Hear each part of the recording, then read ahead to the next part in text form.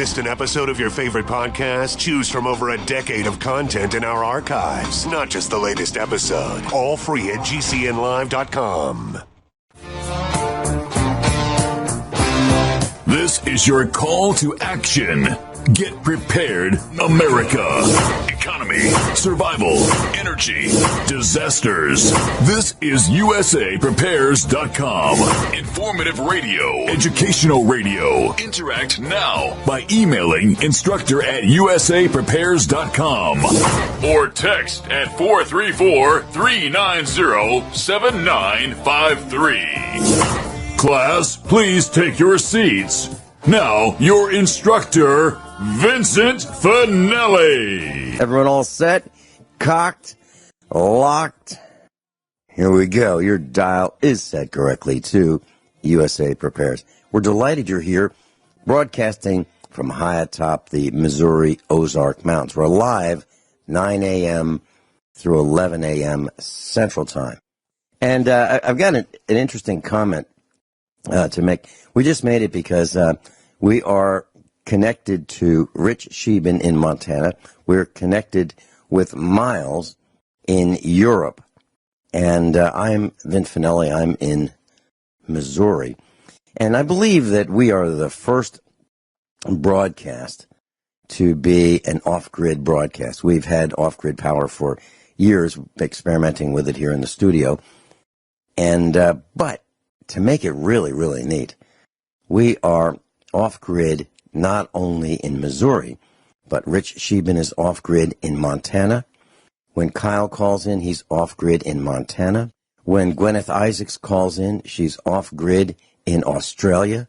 So not only are we off-grid, but we are off-grid intercontinentally. No kidding. That is, I believe that is another first. So thank you for all your hard work, guys. And today, really, really interesting broadcast. We're going to be talking about money. We're going to be talking about Bitcoin.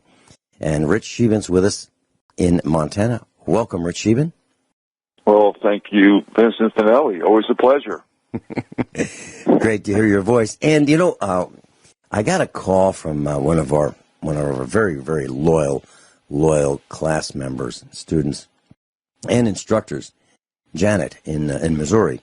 And we were talking about our automobile, and she said, I haven't heard from Miles in a long time.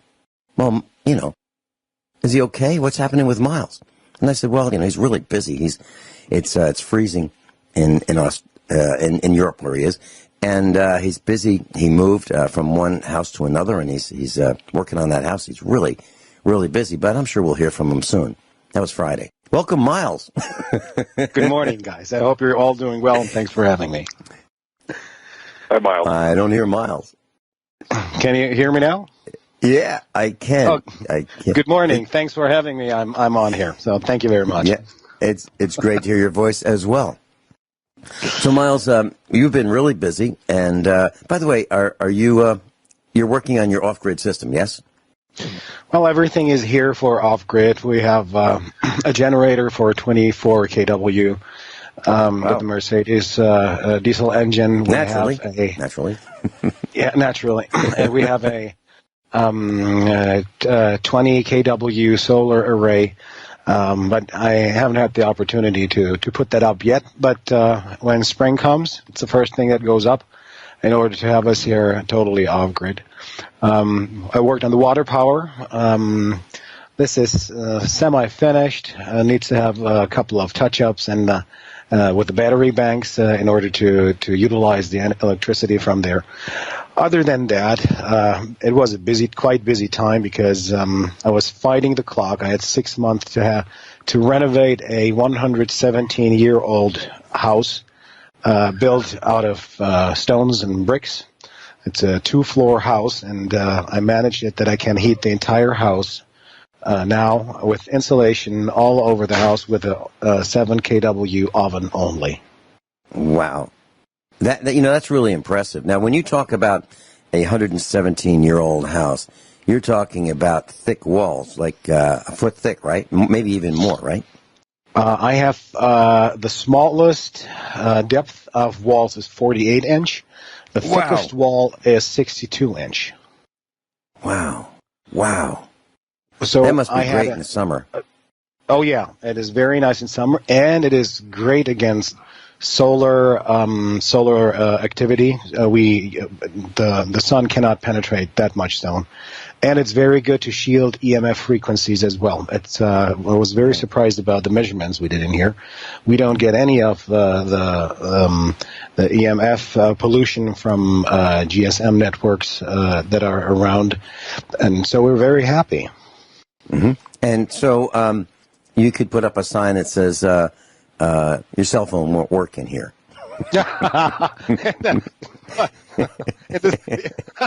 Welcome to the stables. In the stables, it really doesn't work. Rich, is that cool or what? 62-inch thick walls. Yeah, that's something. He's going to have to learn how to use flaming arrows and smoke signals for communication, but that's okay. That's part of off-grid living, right, Miles? That's exactly right. We're heating the house here on wood. It's I have 4 wood ovens and wood stoves in the house, and we're only using one right now because I managed to put a ventilation system in here that allows me to distribute the heat that is produced in one room evenly throughout the house. And you wouldn't believe how much difference it makes when you insulate the floor from the cold coming up and the roof. The insulation on the roof is 15 centimeters of styrofoam, and it makes a big difference. Mm-hmm. It does. And wood heat is the best. Wood heat's dry. It's affordable. It goes into your bones. It's just so much better than electric or propane or natural gas, and it just makes a lot of sense, especially if you have a wood-cooked stove like I do, where you can not only cook on it, but get your hot water off of it as well, so we kill multiple birds with one stone. And it's a great tool. Here. A lot of fun, too. Same here. That is an investment that is worth considering. A wood stove for the kitchen, where you have a integrated water boiler is worth the installation and the investment.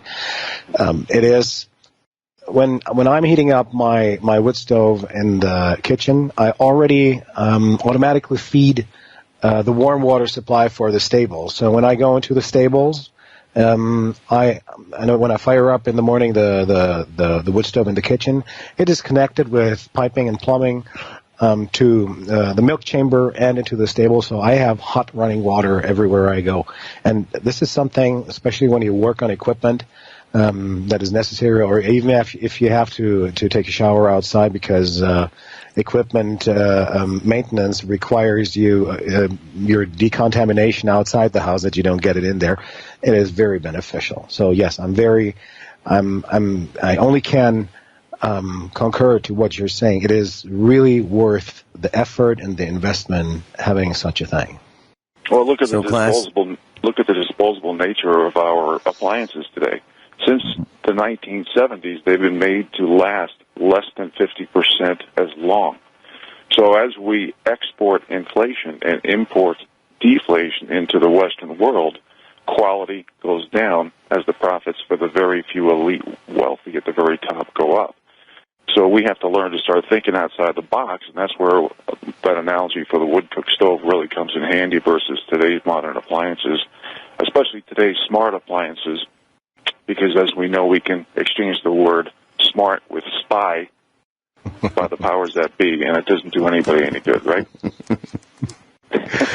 As you say that, Rich Scheben, I was thinking about we probably have the largest percentage of broadcasters, instructors, guests, if you will, that's a term that other broadcasts use, heating with wood, probably in the world. I'll bet you there's not a single broadcast that has a higher percentage of people heating with wood and off-grid as compared with us. At least in the developed countries. If you go to India, probably everybody's heating outside, not living in the cities, is still heating with wood. But to pick up on Rich's comment, materials are, of course, not being made the same way They have been built in the 70s. And everything has turned into a business that needs to turn quicker and quicker. I'll give you an example. Cars that are not made with the same quality specifications, steel's not being casted with the same quality specifications. We're using materials such as aluminum and steel in combination, what creates an ionic current, a galvanization current, and creates oxidation of aluminum, where these parts go bad pretty quick. We have, if you're purchasing an Audi vehicle that is built out of aluminum and has steel bolts, failure is built in from the fourth year on here in Europe and in the Salt Belt, because it's sometimes impossible to get these parts out of a vehicle without destroying the parts and even damaging a chassis or a mount that it was welded on the car, on the chassis. So our powers to be, of course, want to have a gridlock on whatever they can get.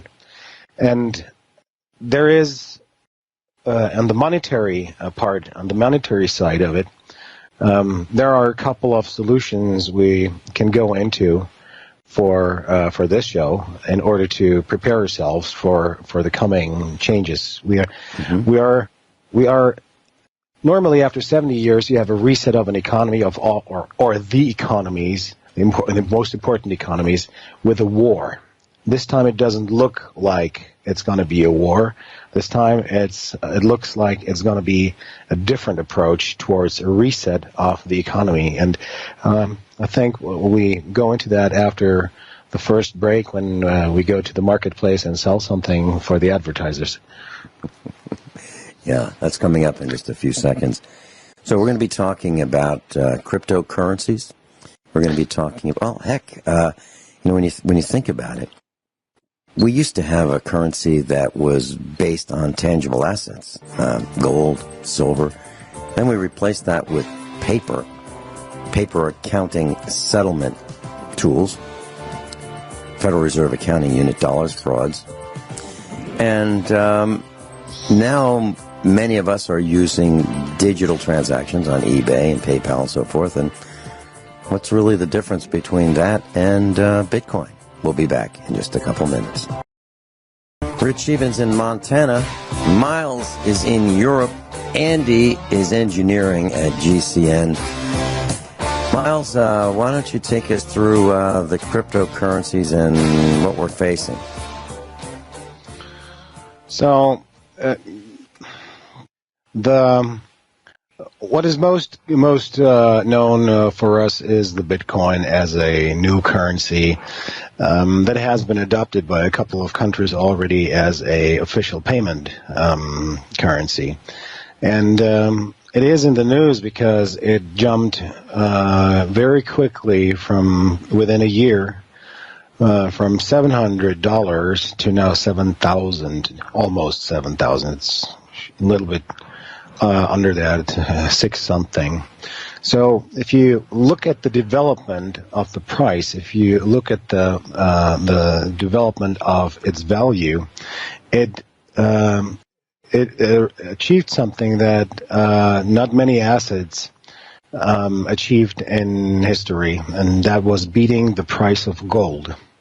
And it was beating the price of gold within 9 years. So since its inception with the programming and the release 9 years ago, it was a success story. I found out about the Bitcoin, or I was familiarized with the Bitcoin, at a time when the Bitcoin was approximately $4 per Bitcoin.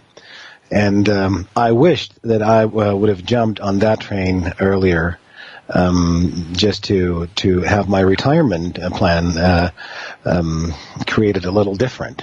Today, it's a challenge for somebody to look for an investment or a return of invest to find an asset that has same development and the same characteristics as the Bitcoin. So the Bitcoin is the first cryptocurrency that achieved an penetration and acceptance throughout the world with its functionality. And it was necessary for the infrastructure to grow in order to have the processing power for the Bitcoin, and therefore we needed the internet. So when we're talking about cryptocurrencies, we actually need to go back into the 70s when the first computer started communicating over the telephone lines, and you can send facsimiles or message boxes through chat rooms. And then was upgraded in the 90s with the internet, where suddenly you could do online banking, and you were able and capable to handle your financial assets very much easier. The online banking, though, always is working on a national level. You have to have a currency in a country and a bank that you work with that uses this currency in order to pay your bills, be paid, or to receive your wages. Today, in our today's world, where everything has been much more globalized, where it's not important whether you have a programmer sitting in India, in China, in Romania, in America, or in Argentina, a necessity for safe, quicker payments was needed in order to keep the economies growing faster, or at least having the payment streams going faster in and faster out for products and services.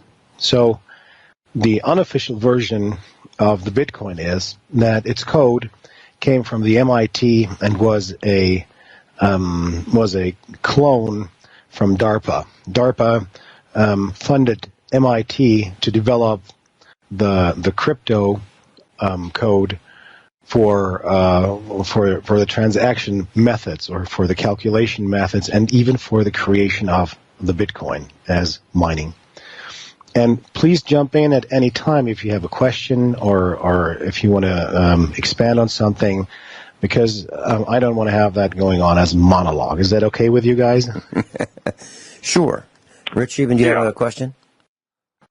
Well, I'll tell you, I wouldn't mind responding, and not to be, from an argumentative standpoint or even start a debate here, Miles, but, I think we need to go back in time a little bit and really set up our situation and discuss business. We have a lot of business words that don't even have definitions anymore. Market fundamentals, fair value, leverage, liquidity, valuations. And after the break, we'll go into more of that. But I just want to set up a few questions for you that you can address for the average Joe out there. Okay, wonderful. Let's do that. All right, we'll be right back with Miles and Rich Scheben. Class, we're talking about Bitcoin, a cryptocurrency, a digital payment system. Actually, the first decentralized digital currency. And during the break, Miles used the words paradigm change. And sometimes it's a little bit difficult to understand that we're talking about a concept. We're talking about replacing what we thought was money with something that is just in the ether, if you will, a concept. And Miles, please continue. So, Rich was expanding on curves and bubbles that could be possibly applied to the Bitcoin, and I will touch on that a little later. But let me give you briefly, going back into history. Let's go back to 1911. Back then, the Los Angeles Times, the New York Times had articles about an abundance of gold in the Grand Canyon, where a rail line was extended to a place in a valley that is today shut off and guarded by the Marines, where the estimation that was publicly claimed in the newspapers, and you can Google that. Just Google Gold Grand Canyon 1910, 1914, something in between that, where suddenly the banking system, the Federal Reserve System, put a lid on it because they knew that if the United States start mining this gold, all the currencies on the planet would collapse just due to the abundance of gold in the Grand Canyon. And from that moment on, it was it was decided and was very sure for the banking system and for the Federal Reserve System that they need to get rid of the gold as a backing within a certain time frame. And because administration back then didn't work with computer, it was everything with paper. Assets have been calculated in silver or in gold.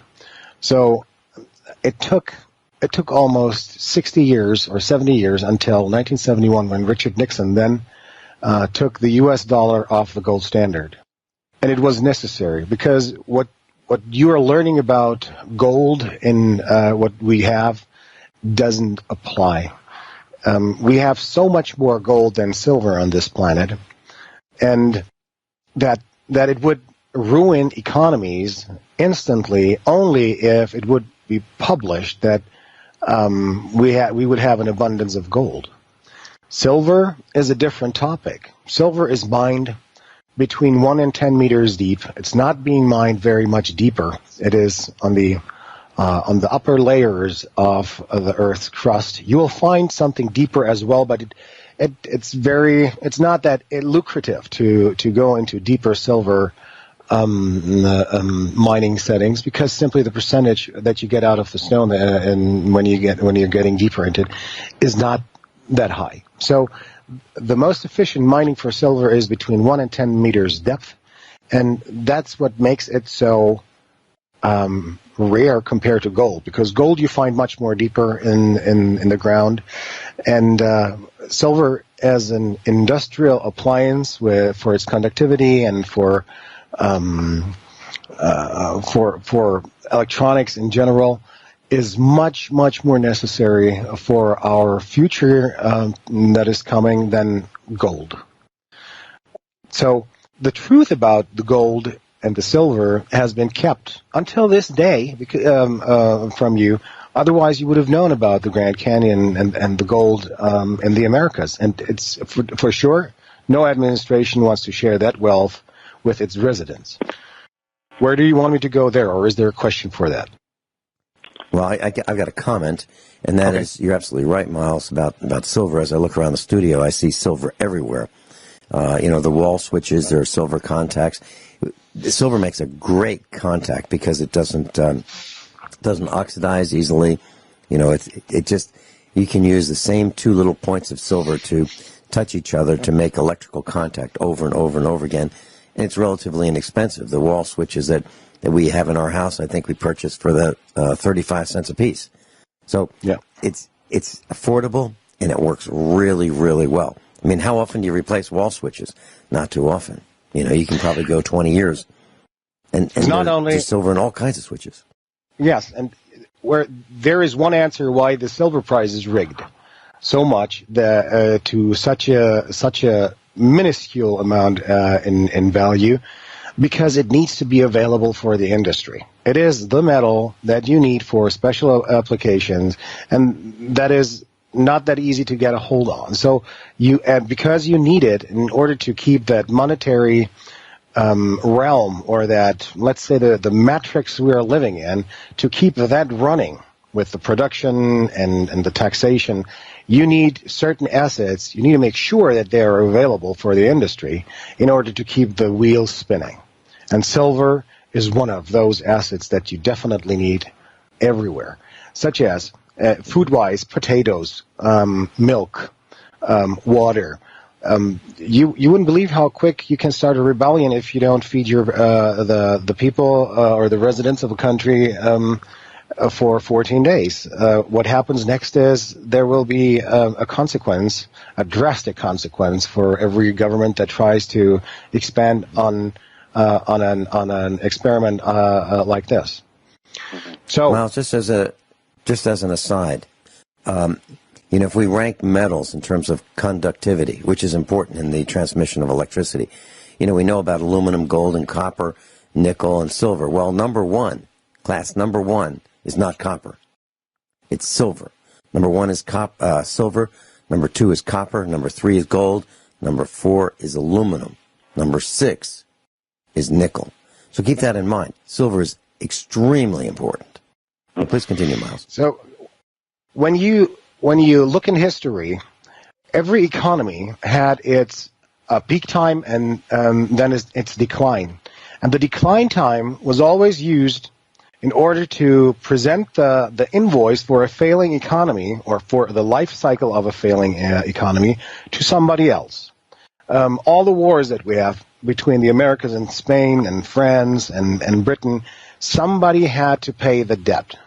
And it was always covered in an umbrella of debt with wars.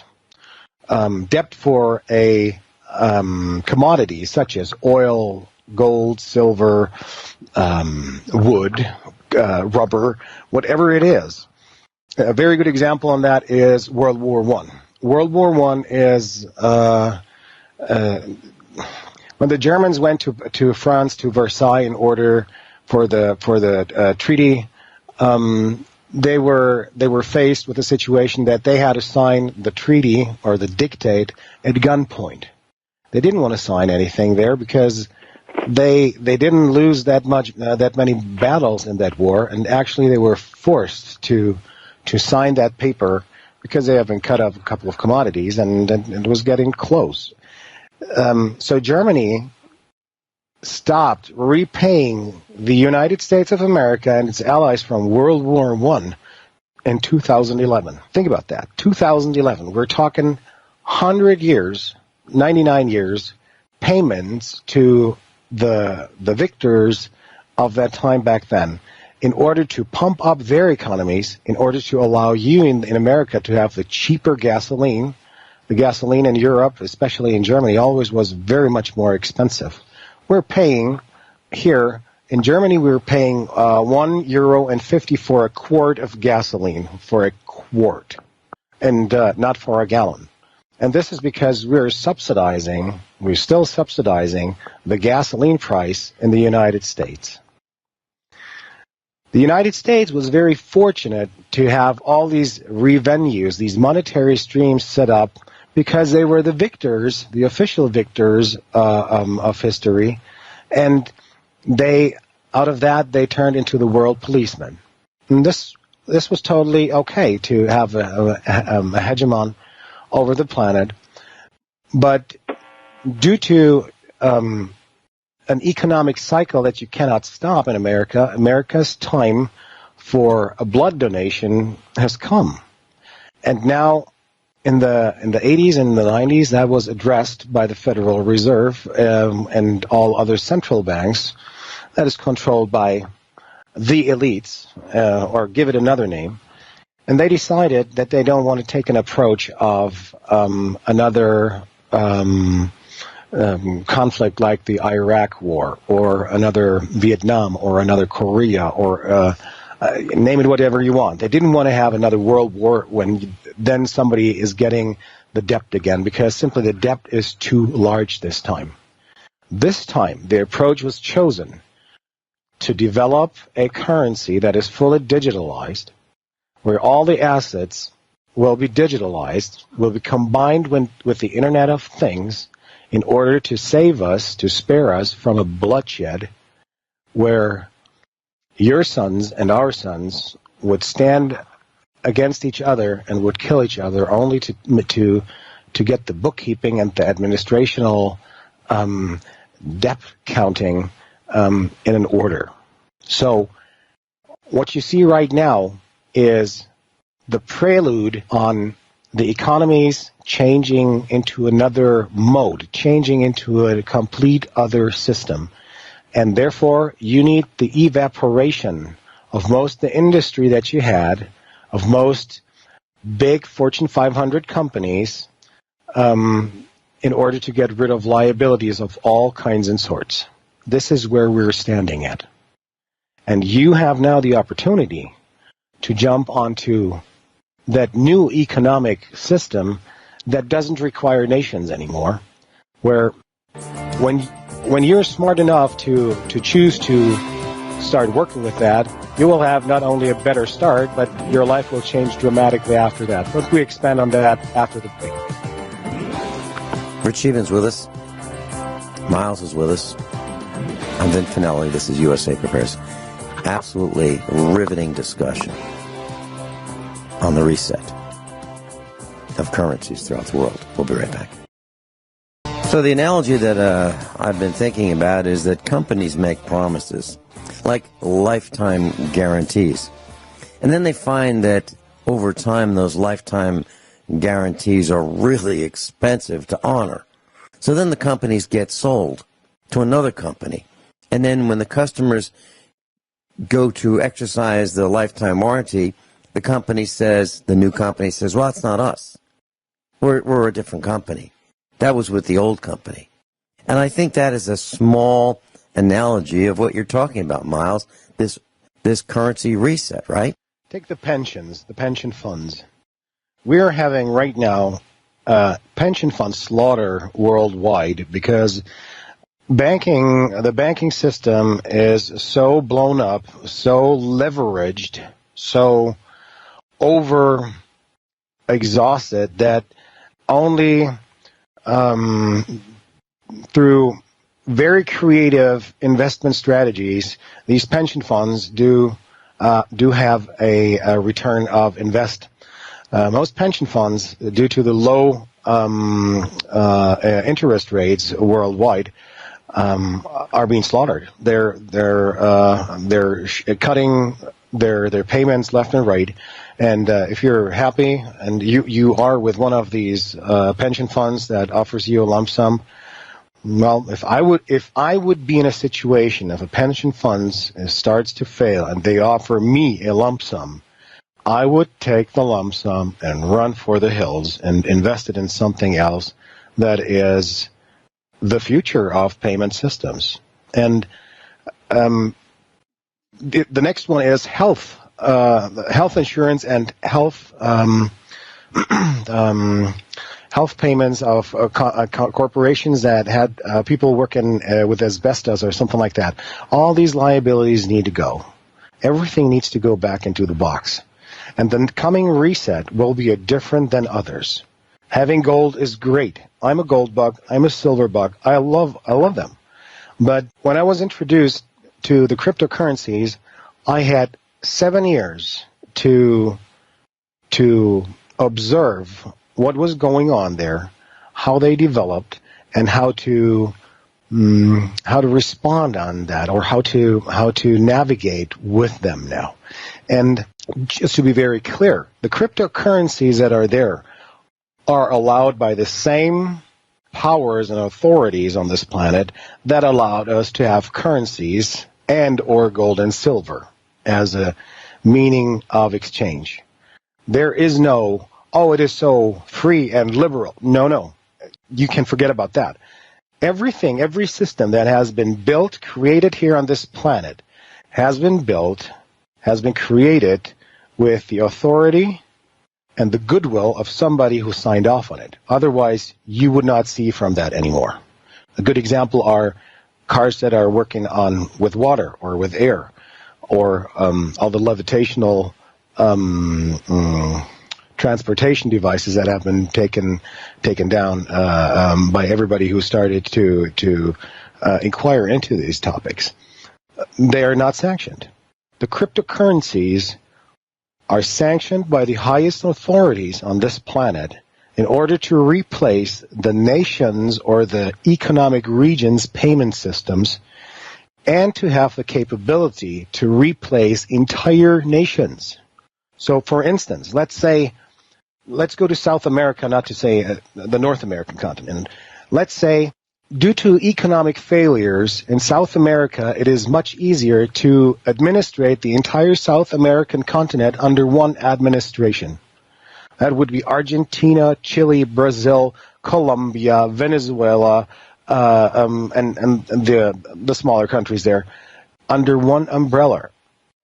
And you could do that with the cryptocurrencies. You couldn't do that with the national currencies. Rich Scheben, you have a comment? I do, but since we have a break coming, I'll get on the other side. How's that? Okay. I'll let you go. I'll let you go first on the other side. Thank you, Rich. Here we go. We got Miles in Europe, Rich Scheben in Montana. His website, offgridmontana.com, offgridmontana.com if you want to contact Rich Scheben. I'm Vin Finelli. This is USA Prepares, most important broadcast about the reset. You know, I was just thinking as we're coming back from the break that Miles said to me quite a long time ago. He said, you know, there's talk radio and there's do radio. We don't talk about it, we do it. And you're absolutely right, Miles. We do what we say, and we share our experiences with what we've done. You're absolutely right. And I was telling our engineer, who's Mackenzie right now, that you had mentioned to me, pay attention to Bitcoin at $750 per Bitcoin. It went to just under 10 times, 9.55 times that amount one day when I checked it a couple of weeks ago. Literally, 9.55 times what when you said jump in at 750. You're absolutely right. Happy I could make you some money on that one, but you ain't seen, seen nothing yet. So what I was telling Mackenzie. I was telling Mackenzie that. I was saying, and correct me if I'm wrong, didn't you say 100,000 per Bitcoin is visible? Well, if you think about that, the Bitcoin is being mined, and there will never be more than 21 million Bitcoin for the entire globe. You have to think about that. We have this is just an approximation, but we have an approximation on adaptivity to the cryptocurrencies right now of 3% of the entire planet. And more and more institutional investors are going in there. They cannot invest in the ETFs because they're simply not there or not allowed yet. But if you cannot invest in an ETF, a company like Sony, Nintendo, Sega, they're all spinning off companies, little companies, for their next generation gaming tools. Same thing with the banking industry. The banking industry is spinning off next generation brokerages, next generation banking systems that you can use your cryptocurrencies, and you can travel worldwide, and you can pay with a debit card, with a Visa or MasterCard, that then is being charged to your cryptocurrency account, and you will pay in the currency as you know. This is an in-betweener before cryptocurrencies are going to be there for the only payment solution, but if they cannot invest in something in a paper, they spin off a little corporation, a little company with fresh blood, young people, and they're going into that. They're having these coin offerings, these token offerings, where you can invest into the future of this spin-off of a big Fortune 500 company right now, and you will make your money for sure on that. It's just, go ahead. If you think about it, traditionally banking has been in technology leadership, no question about it. I'm talking about automated audio response units, press 1, press 2, press 3, PayPal, electronic transactions, credit cards. High-frequency trading banking has been, there you go. So we can look to banking to adopt the best in technologies that will make them money. Rich Scheben, you were going to make some comments when we came back, and please do. What I'm going to do is I'm going to make a few quick comments. I'm going to take 1/10 of the time, all right, that Miles took, so please bear with me, okay? I just want to address the pensions, the corporations. He talked about precious metals and Bitcoin/cryptocurrencies, blockchain. So I just want to address some of those very quickly, okay? First of all, keep in mind, when we go into any type of new technology, we got to go back to the present, the definitions that have been changed by the elite to feather their own nest. And we talked about that. Miles, you mentioned the word value and leverage earlier. Okay, what do these words mean? We got to go back to what they really mean. Markets, fundamentals, fair value, liquidity, valuations, PE/PS ratios, GDP, credit, debt, core business of corporations, money printing, free markets, supply and demand, velocity of money. Now, we're in the looting, fleecing stage of American corporations against the American people, and they're protected by big government, the mainstream media, and the courts. So when you look at CEOs and CFOs basically using 0% loans to buy back stocks and give themselves huge bonuses, and they're eliminating core businesses, and say they have increased credit ratings, and they're paying dividends, which half of them have to borrow money for, and there's no reinvestment in the company. Everything's made to look good on paper, and then they issue bonds or sell debt and bundle the bad debt or toxic assets with AAA government bonds and sell to the public, especially all these pension funds who are looking everywhere, under every rock and behind every tree for yields for their people, and all earnings are adjusted. This is protected by a fascist system. The SEC protects the fraudsters. It's analogous to the FDA and the AMA owning or being owned by Big Pharma. So you also mentioned precious metals. I mean, there's just not enough time to go to address everything you said, but I want to address a little bit of some things. So the system is fraudulent. It's fake. It's phony. So we have to go back to business practices. Okay. Next, I want to address precious metals real quick. Remember when Trump won the election, precious metals soared? Then the establishment over the next 2 to 3 days basically sold 3 times the annual global production in silver form. 3 times, okay, all in 2 to 3 days to suppress the price. And this is also known as naked shorts. And all that gold will never exist, ever. Doesn't exist, never will. And you look at the leverage, which you mentioned that term earlier, you look at gold to paper leverage, and the COMEX alone is 300 to 1. I agree with what you said about silver, because silver to paper leverage is 517 to 1. And what that means, folks, is that they have 1 ounce of gold in their coffers for 517 orders. So when people think that they're ordering silver, they're no chance on getting it in the physical form. Now, regarding the cryptocurrencies, I have mixed feelings about it. I really do. Miles, you make a lot of sense. I've talked to you personally. I'm certainly not going to debate your intelligence, but I just have some red flags. Some of them being there's over 800 cryptocurrencies on the market. So you ask about inflation and devaluation of certain blockchain currencies. Could that be an issue? Absolutely. You also mentioned that it's been sanctioned by the top. To me, that's a red flag. When I've read articles where the UN wants it and some big bank wants it,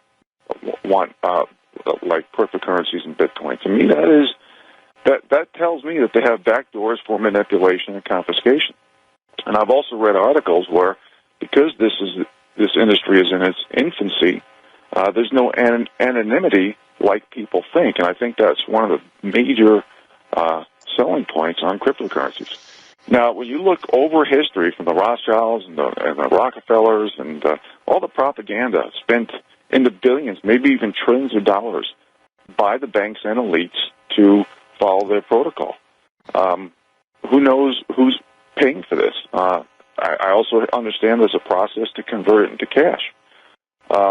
Is cryptocurrencies used as a tool to divide the people from precious metals? I just think there's a lot of questions here. And yes, there is an infinite number of Bitcoin, but I think one of the biggest pros about Bitcoin also was that there was no futures options and can't sell short. Well, now I'm reading about futures for Bitcoin. So now if gold was backed or silver was backed by Bitcoin somehow, I think that would be interesting, but the banks could do the same thing. They can put silver and gold into vaults and give some type of cryptocurrency for local and regional commerce and do the same thing. The big thing to me, and I mentioned this to Vince off the air, okay, when we had a commercial break a couple commercials ago. To me, it almost has a pyramid analogy issue, besides the hacking possibility, which everything regarding electronics can be hacked and will be hacked if it's not being hacked now. But the fact that people can get in early on Bitcoin like they have and make a ton of money without those key words regarding commerce, like markets, fundamentals, fair value, leverage, free market, supply and demand, all these things that I talked about earlier. When the business model has been erased because you just get in, like a pyramid analogy, and buy cryptocurrencies early so you get to become a millionaire or a billionaire, when people who might not have the sophistication of electronics, maybe they're an older generation, maybe they just don't have the money to take the chance of investing. To me, that's a little scary. Now, I certainly believe in decentralization because I can talk about the central bank corruption for months, and I think most of us can. But everything's top down. Everything is in a fascist system. I mean, 1% of the people own 83% of the stocks. 10% of the people own 96% of the stocks. So when the powers that be can get in early and the rest of the people can't, it still goes back to the aristocracy-serfdom relationship.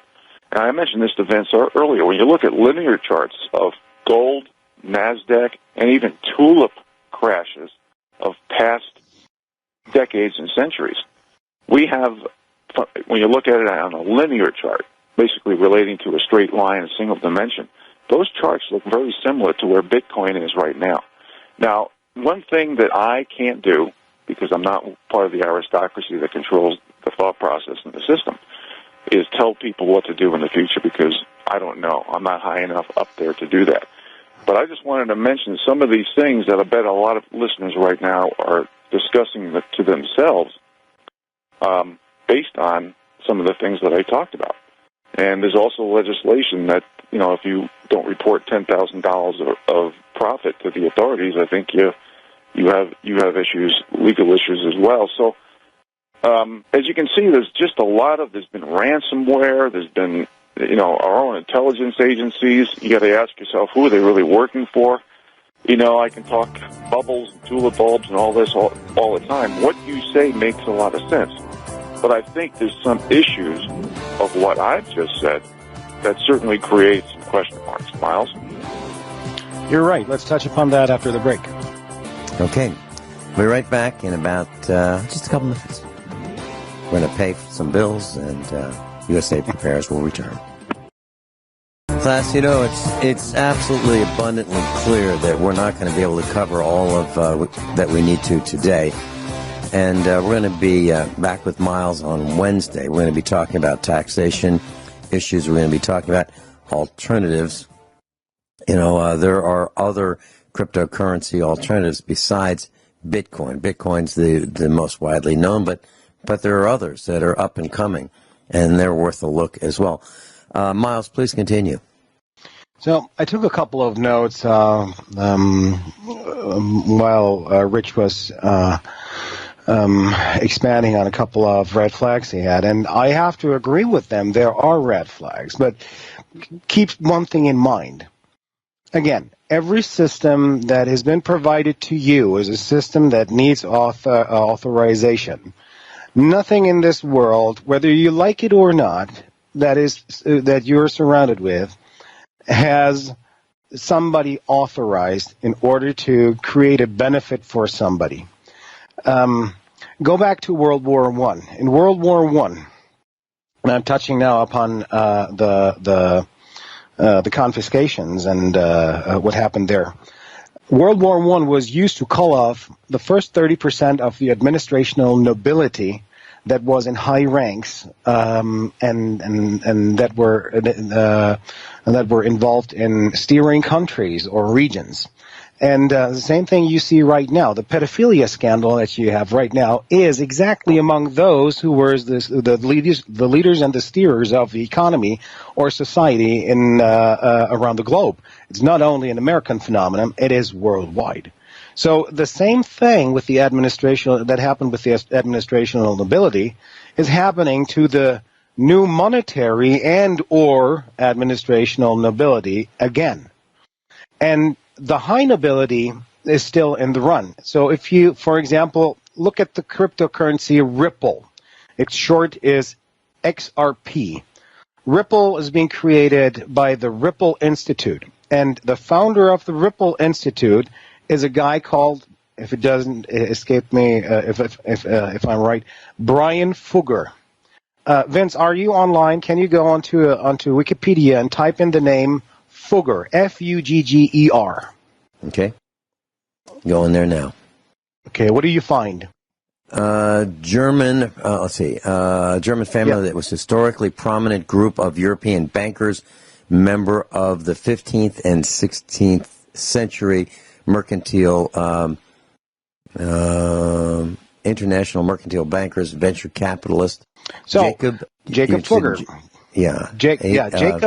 Jacob Fugger was the banker who was financing Kings and Caesars. And one out of the family line is the one who created the Ripple Foundation, which is now the official payment system for Microsoft. Or it's the interbanking. Go to the Ripple website and look up what kind of banks are working to get Ripple on the market for us as a payment solution that takes the SWIFT system out. IBM is using the daughter chain of Ripple, and that would be Stellar Lumens. It's the same thing. They already branched off in 2014. You never heard about it, but it's the same blockchain.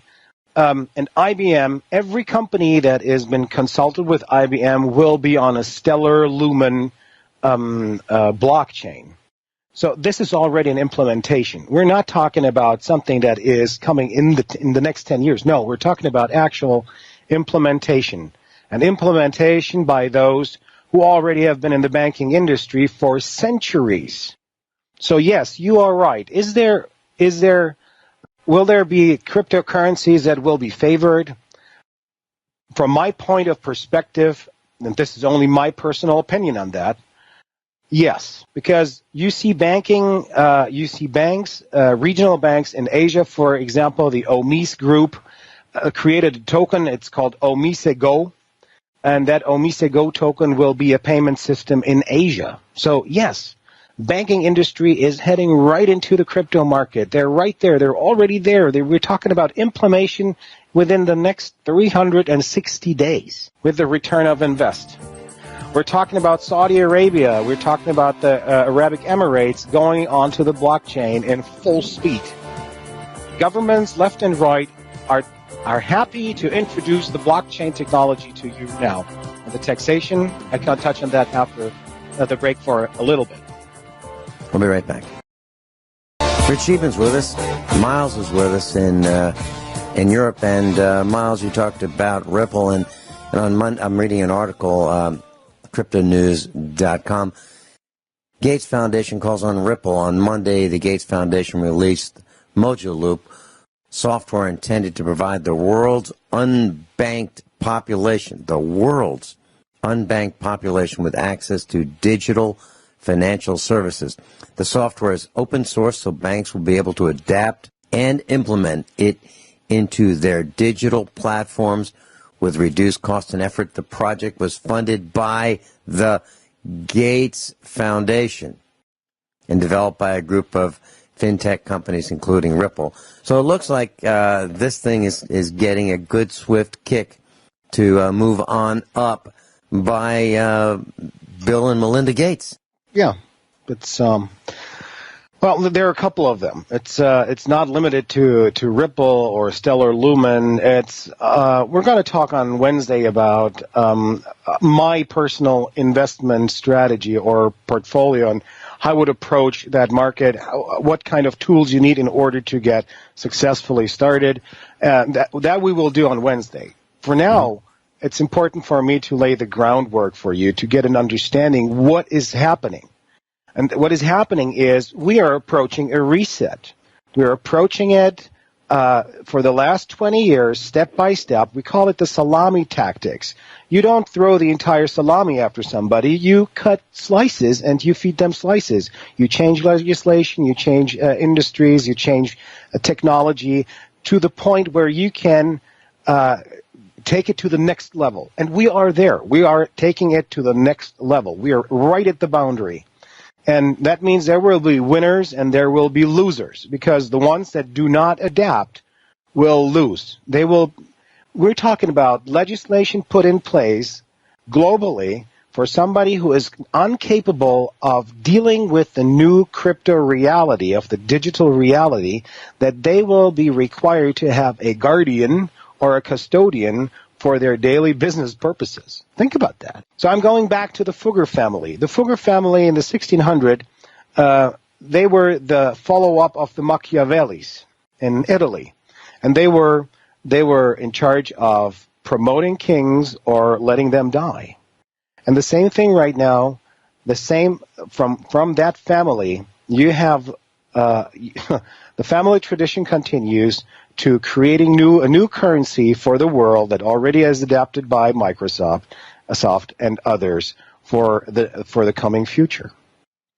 So let me go back. There always will be losers, and the losers will not only be the normal Joe that has a paycheck, that's living from paycheck to paycheck, and is not putting $20 a month aside for putting it into the new paradigm that's approaching him, as well as the investor that has $5,000, $10,000, $100,000, because the corporations are showing you how they're dealing with that. They're opening up spin-offs that then will be that then create a new product or create a new service that is then being marketed on the blockchain technology. And what you're seeing with that is that politics and industry are using simple NLP techniques in order to introduce a new technology, but keep you occupied with your problems and paradigms of the past in order to keep you busy. Because the more losers there are, the more custodianships there can be appointed. So for you, in order to be prepared for what is coming, it is you cannot close your eyes and to the topic of cryptocurrencies anymore. You simply are putting your financial life and your life as well on the line. And this is the biggest investment that you can dump and throw out of the window. So be aware. This is the call for action here. Miles, can I ask you a question? Go ahead. Yeah. Okay. I don't know how much that you heard off the air, but I was talking about, individual consumption is 70% of economic growth here in the States, and that's where they get that number that, relating to GDP also. People are broke. 69% of people have $1,000 in savings at best. 78% live paycheck to paycheck.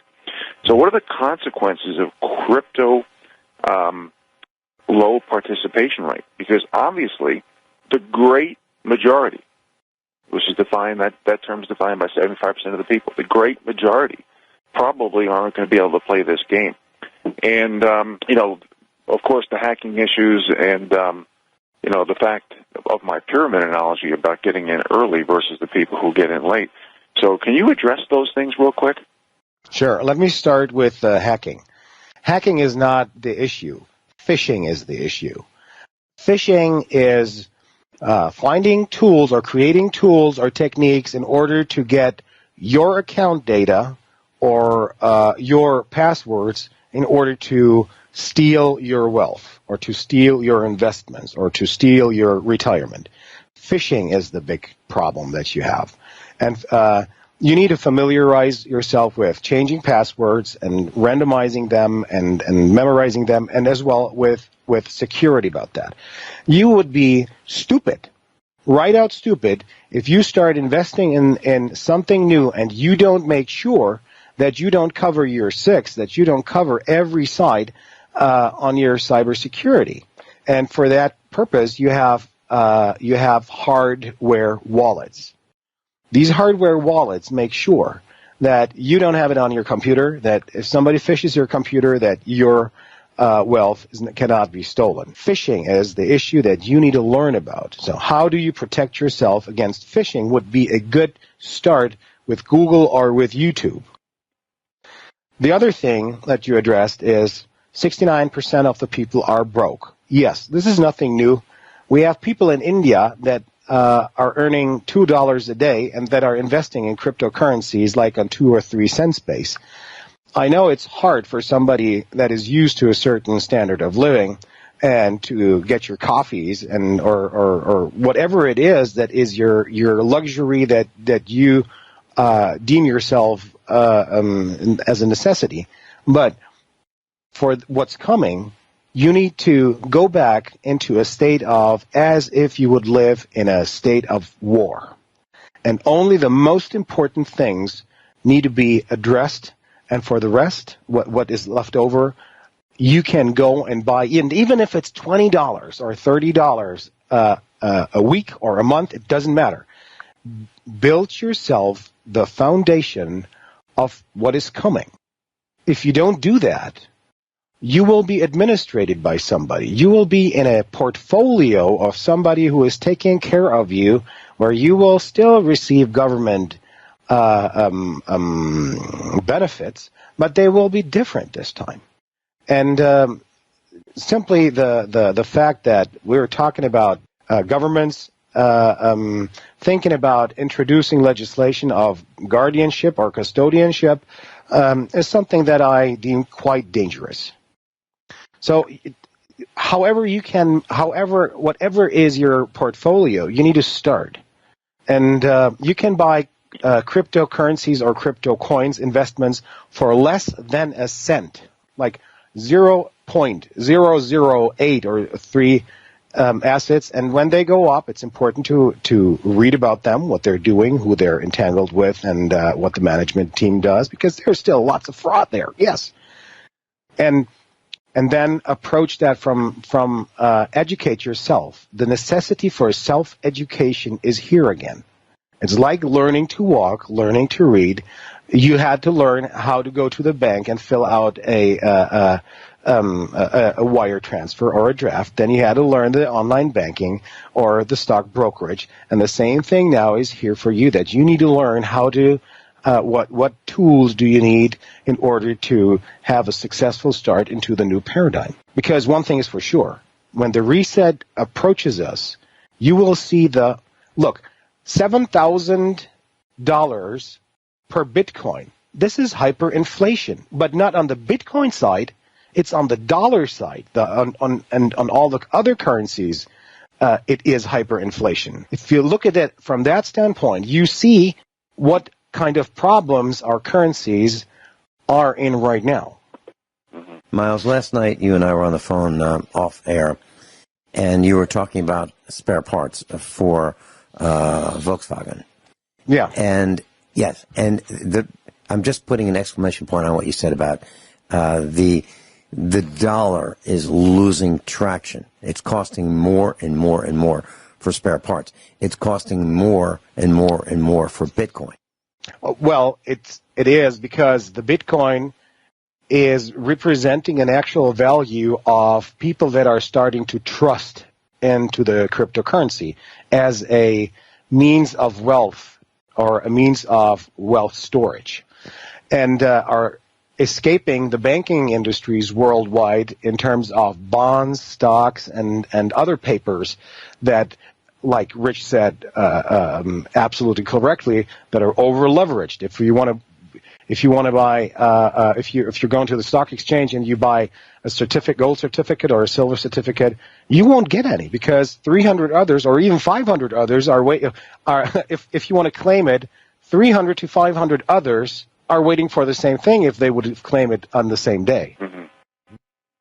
So what you're seeing is the cryptocurrencies are the tool in addition with NLP technologies to keep you occupied. And now you will see the cryptocurrencies coming more and more into the news and coming more and more into public awareness. And this is like when you're going to a schooling or when a corporation is merging, and you will see a logo. When they send you letters or an email, first you see the logo of the one that is taking over on the upper left upper corner, and the big logo is still the old one, and then suddenly it changes to the middle and then to the right with the new logo. Same thing is with the cryptocurrencies. And that is the main point of today's class, that you can either get on board or you get run over by the cryptocurrencies. And it's clear that you're going to have a learning path that you got to get on. Class, if you put health aside, aside, this is probably the most important broadcast that USA Prepares has ever done, in my opinion. We're going to continue it on Wednesday, so if you want to set your dial, Wednesday, same time, same station. Miles, please continue. So another mark that I put down here from Rich was the legislation and taxation, as well as anonymity, privacy. So right now, you in America have the great opportunity that when you are buying cryptocurrencies and you keep them in the cryptocurrencies, you don't exchange them back into dollars with a gain, that in that case, you don't have to pay any kind of taxes. As when you start to converting it back into U.S. dollars, then you have to put it up into your income tax as a gain. Of course, you have to. In Europe, it's different. In Europe, cryptocurrencies are counted as currencies per se. And if I buy something, I have to sit on it for a year, and I have to document it that the tax authorities don't tax me 50% of the gains out. So it is a regional thing, and you have to, wherever you are on the planet, you have to find out about that more. But in America right now, you have the better legislation for that, the tax legislation, than we do have, for example, in Germany or in Austria or in France, or maybe even the entire EU. I haven't checked on the EU, but this is something that you have to find out. However, I am a long-term investor. I'm not a day trader. I'm not interested in that because I have things to do here on the farm. So I'm looking for investments that pay out after half a year or a year, where I can sit on that easily and then sell, or even keep them. I'm not going into the hassle and I'm starting to become a private broker or starting my private brokerage here. That's not intended by me. That's legislation. Taxation. No, that was taxation. Legislation. You see that countries now start to embrace the blockchain. Why? In administration, if you can the size of administration can be shrunk if you're adopting the blockchain in administration, because whatever needs to be done in an administration can be put on a blockchain, distributed to the necessary parts that in the administration that need to address something, change something, do something. And the means of communications and the authority thereby will be distributed automatically through the blockchain. It's a little complicated, but IBM is very big in exactly doing that, in streamlining businesses and businesses such as nations in order to be blockchain ready. Anonymity. Anonymity is something that the blockchain itself, there is no name from you on there. So every transaction is actually anonymous unless you put in a contract with Ether currencies, for example, that you define certain things, such as if I would like to buy a house from you, Vince, that I'm putting it down with the buying date, what kind of house, what deed number, that this and that needs to be done and inspected and repaired before this digital contract will be released to you, and you have to prove it to me. And if you don't prove it to me, I don't unleash the contract. So you have the smart contracts built into the new cryptocurrencies as well, and it is only traceable upon numbers, such as your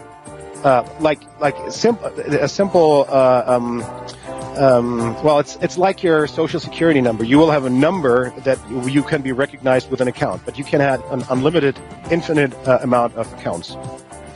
That's all for now. We continue on Wednesday about that. Rich Scheben, thank you so much for being with us today.